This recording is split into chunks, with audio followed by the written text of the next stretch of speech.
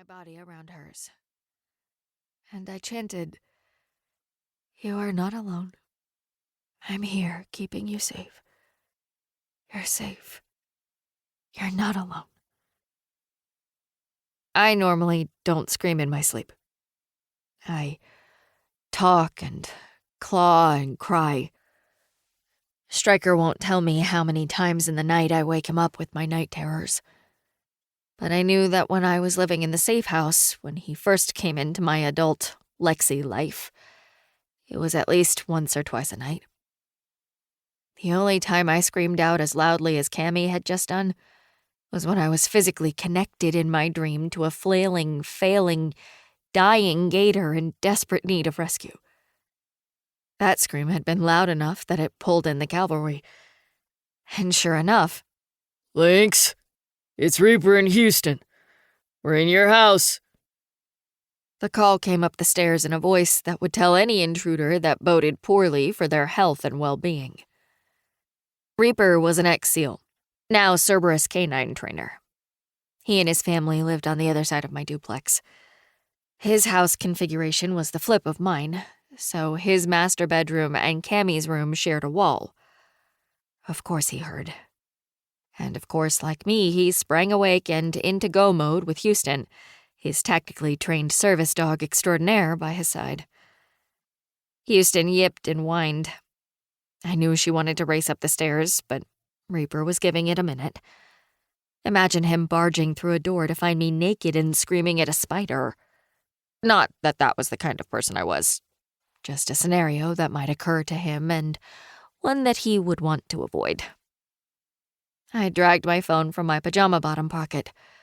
I had gotten in the habit of sleeping with it on me lately, though I didn't know why. Perhaps I found reassurance in sliding it into my pocket and feeling like I had a lifeline, should a lifeline be needed. Lexi. Cammy's room. When Houston's claws scrambled up the stairs, sleeping Cammy opened her arms wide, and a smile danced at the corners of her mouth. Cammy was nuts about dogs. All dogs. All the dogs.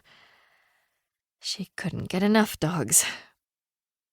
Without waiting for a special invitation, Houston leaped onto Cammy's bed, which told me that was a place where Cammy had welcomed Houston many times before.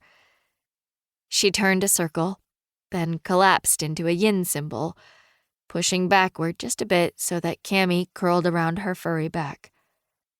Houston looked at me over her shoulder with a, "You can go now, I've got this," glance.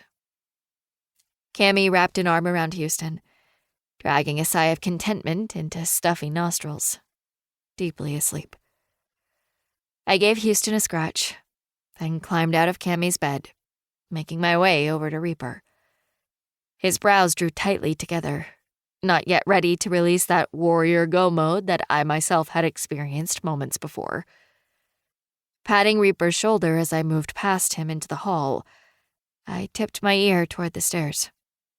Silently, we slid through the darkened house, around the geometric shadows of my furniture, and into the kitchen where the light was still glowing from when Striker put the coffee pot on this morning and grabbed the girls' leads. "We heard a scream," he said. "I came to see if I could help."